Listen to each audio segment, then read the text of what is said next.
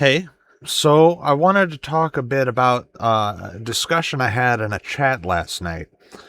Um, so I was discussing some political stuff with people in this chat, and the topic of feds came up. And I said that Nick Fuentes was a Fed. Nick Fuentes is obviously a Fed. Everyone agreed. I actually watched a video from Rhetorically Defective yesterday about Nick Fuentes being a Fed. Nick Fuentes, essentially, he has a large audience. They claim to be Christian. They don't behave like Christians. They don't believe in anything that Christians actually believe. They just pay lip service to Christianity. And Nick Fuentes himself, he doesn't really provide anything good. He just tells people uh, to go for these looks maxers. He complains about everything the Republican Party does, and he doesn't really offer any positive solutions. So he's essentially a nihilist, a right-wing nihilist. And his whole purpose appears to be to make the right look bad and to mislead people into behaving poorly, to make the right look bad. So yes, Nick Fuentes is obviously a Fed, and of course back in like December or January he said something about he actually contradicted himself completely and supported Israel wholesale. So he is a sellout at the very least. But I got to talking about Vrillium as well. Vrillium is another person who got big very quickly, strangely quickly. Got over 150,000 subscribers in like less than 4 months, and he has opinions that alienate the right, they alienate the left, and they ultimately serve the left more than the right, but they still alienate the left.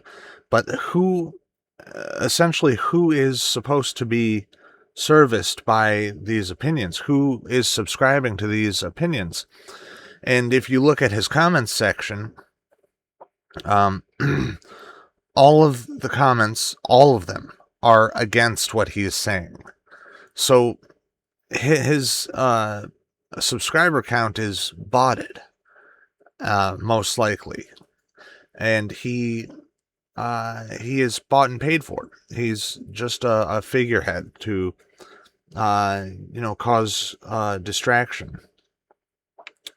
So yeah, he is a Fed as well, and there's all these different people that are misleading the public, that are misleading the right, and some of them are paid for. Now we got to talking about Edward Snowden, and someone thought that Edward Snowden may have been a false flag.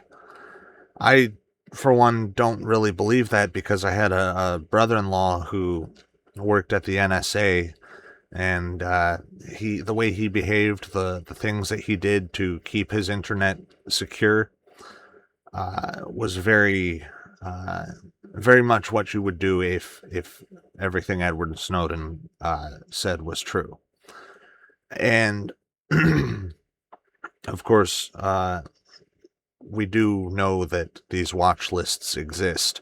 We do know that most Americans are on a watch list right now because the NSA and other organizations have these crazy watch lists with ridiculously low standards to get put on them. So I don't believe that Edward Snowden was a false flag, and I know that a lot of people, myself included, are on watch lists. But then we got to talking about war and the military. And, well, one guy who agreed with me that these other people are feds, he said that everyone in the chat should join the military. I mean, talk about Fed posting. Uh, why would you say that? There's no real good that can come from joining the military when we are at war in the Middle East. If we were at peacetime, maybe, yeah. But if we are going to war, joining the military is basically just risking death and in service of a country that is not our own. And I decided a long time ago that I wasn't going to join the military, even before I was red-pilled on Israel.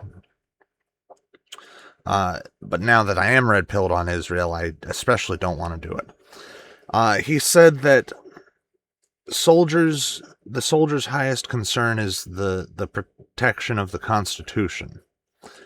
And while you may be told that that's your highest duty, that's not your highest duty. Your function, the way you function, dictates what your highest duty actually is. You are told that the best thing you can do is protect and serve the Constitution of the United States of America. You act as though the best thing that you can do is die for Israel. You are being misled by the government, by the upper leadership of the military. You are being misled into doing things for another country that is not your own. And it's a shame. Now, you may have noble causes to join the military. You may have a noble cause in staying with the military.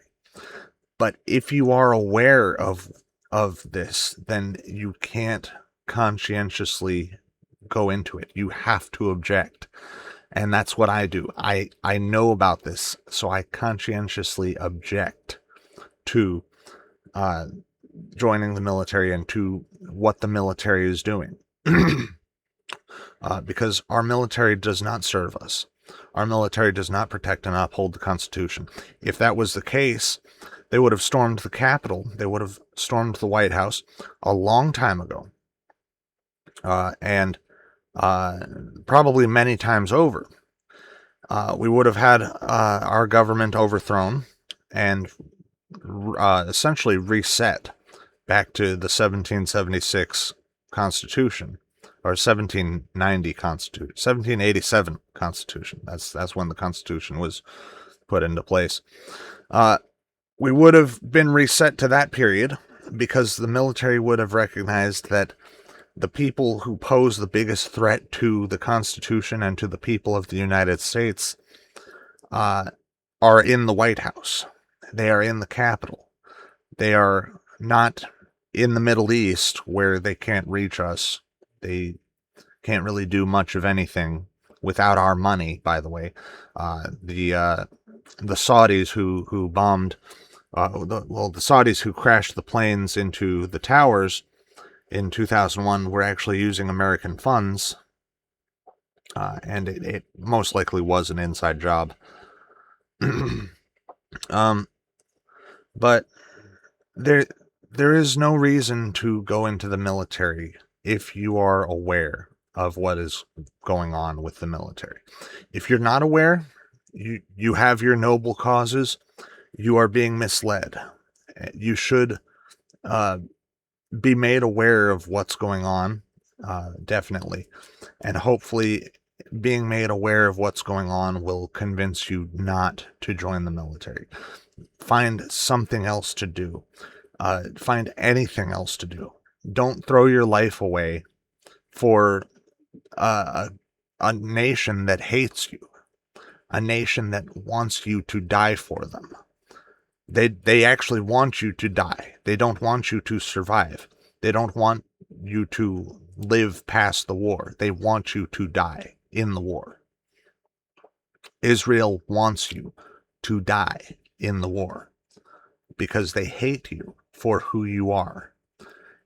and they want you to die in service of them, and they want you to die because they don't want anyone taking care of you, and they also want to reduce your numbers.